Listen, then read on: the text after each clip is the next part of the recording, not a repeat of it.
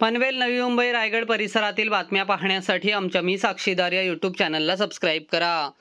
Express freight railway कॉन्सन्ट्रियम प्रकल्पाअंतर्गत वैतरणा ते JNPT मार्गावरील कुंडेवहाळ येथील बोगदा खोदण्याचा महत्त्वपूर्ण टप्पा पार पडला असून बोगद्यातील सर्व लाईन टाकण्याचे व इतर काम लवकरच पूर्ण होणार असल्याचा विश्वास dedicated freight corridor corporation of India लिमिटेडचे MD प्रवीण कुमार यांनी आज कुंडेवहाळ येथे बोगद्याच्या ब्रेक थ्रू सोहळ्यावेळी व्यक्त केला। कुंडेवहाळ येथील बोगदा हा वेस्टर्न डेडिकेटेड फ्रेट कॉरिडॉरच्या JNPT वैतरणा सेक्शनमधील एक महत्त्वाचा भाग आहे। हा प्रकल्प जवाहरलाल नेहरू पोर्ट ट्रस्ट ते वैतरणापर्यंत सुमारे 102 किलोमीटर लांबीचा आहे। हा मार्ग भारताच्या उत्तरी भागाशी माल वाहतुकीचे दळणवळण सुधारण्यासाठी महत्त्वाचा मानला जातो। या मार्गामुळे JNPT आणि भारताच्या उत्तर प्रदेशातील माल वाहतुकीत मोठी सुधारणा होणार आहे।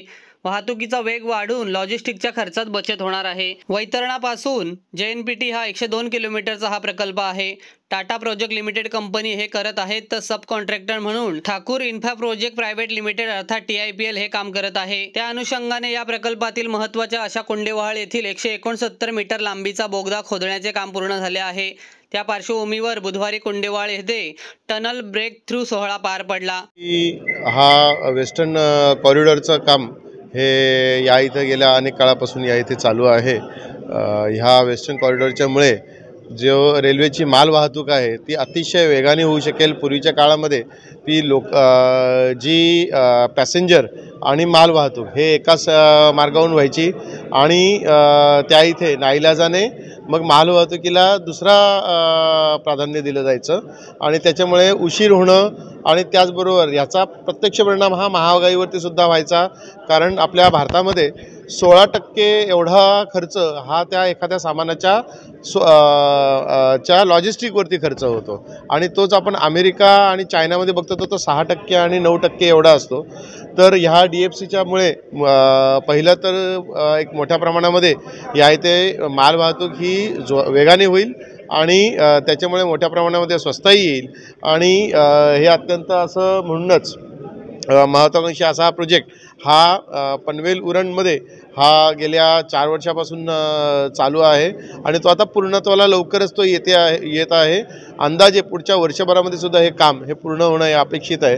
ह्या कामाच्या पैकी टोटल हा जो वेस्टर्न कॉरिडॉर जो आहे जो येथून गुडगावपर्यंत गेलेला आहे त्याच्यापैकी अंदाजे 40 किलोमीटर JNPT पासून ते पनवेल तालुक्याच्या बॉर्डरपर्यंत म्हणजे उरण साईडच्या कल्याण साईडच्या बॉर्डरपर्यंत हे काम हे या इथे टाटा प्रोजेक्ट्स करते आहे आणि टाटाच्या अंडर एक सांगता बहुतांश काम हे ठाकूर इन्फ्रा प्रोजेक्टला हे सब कॉन्ट्रॅक्टमध्ये देण्यात आलं आणि ठाकूर इन्फ्रा प्रोजेक्टनी अतिशय वेगाने हे काम करून दिलेलं आहे आणि त्याचबरोबर अनेक कामं अजूनही चालू आहेत आणि खरोखरच मला आनंद होतोय की DFCच्या ह्या देशातील महत्त्वाकांक्षी या प्रकल्पाचा ठाकूर इन्फ्रा प्रोजेक्टला एक त्याच्यामध्ये महत्त्वाचा एक अंश होण्याचं एक सांगता एक मोठं भाग्य हे लाभलेलं आहे।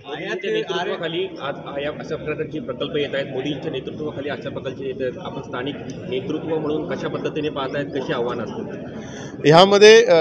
मोदीजींनी नेहमीच सांगता याच्यामध्ये मोठे कठीण असे निर्णय घेण्याची क्षमता हे त्यांनी दाखवून दिली। हा प्रोजेक्ट हा मनमोहन सिंगांच्या काळामध्ये त्यांनी याच्याबद्दल एक मनोदय व्यक्त केलेला होता, परंतु काँग्रेसच्या काळामध्ये याच्याबद्दल बिलकुल कोणतंही काम झालं नाही आणि नंतर मोदींच्या काळामध्ये मात्र या पूर्ण प्रकल्पाला ही मोठ्या प्रमाणामध्ये सांगता वेग आला आणि हा प्रकल्प हा चालूसुद्धा होऊ शकला। ईस्टर्न कॉरिडॉर आहे हा तर सांगता मोठ्या प्रमाणात पूर्ण झालेला आहे, वेस्टर्नसुद्धा आता इथं पूर्ण होतो आहे। याच्याचबरोबर एअरपोर्टचा प्रोजेक्ट बघतो आहोत। एअरपोर्ट हा सुद्धा अगदी 2004 पासून होणार म्हणून गोष्टी होत्या, परंतु कोणत्या प्रकारचं महत्त्वाचं चांगल्या प्रकारे काम हे होताना दिसत नव्हतं। मोदीजींनी मात्र या इथे मोठ्या प्रमाणामध्ये याच्यात वेग घेतला।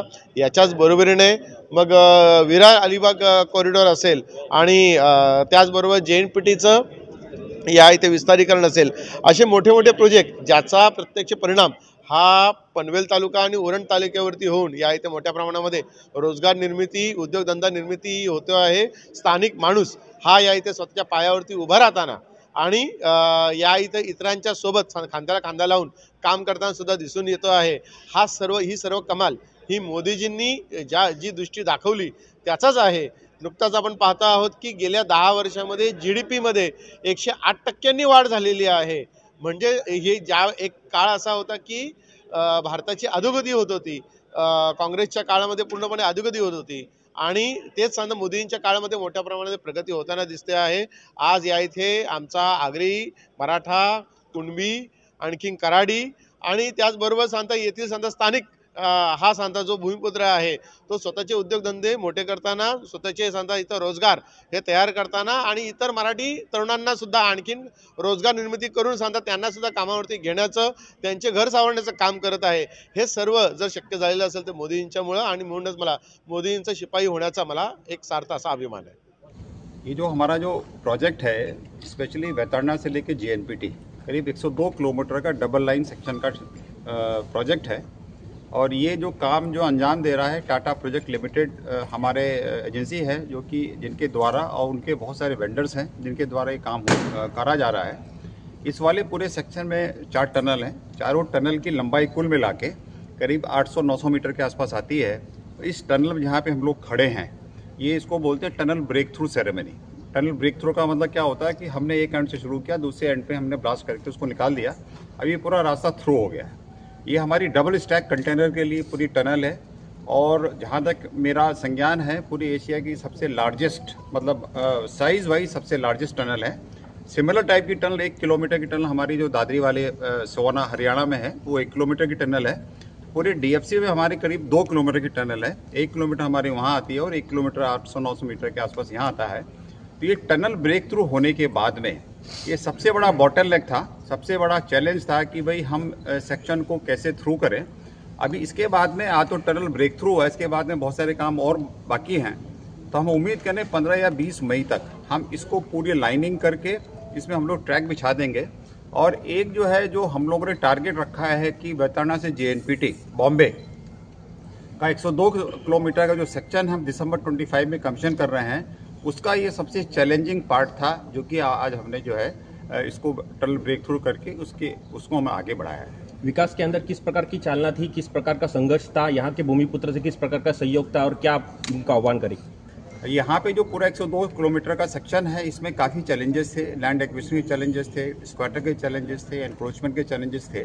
तो हमारा स्टेट गवर्नमेंट और महाराष्ट्र के साथ में बहुत क्लोज कोऑर्डिनेशन रहा है और आगे भी रहेगा.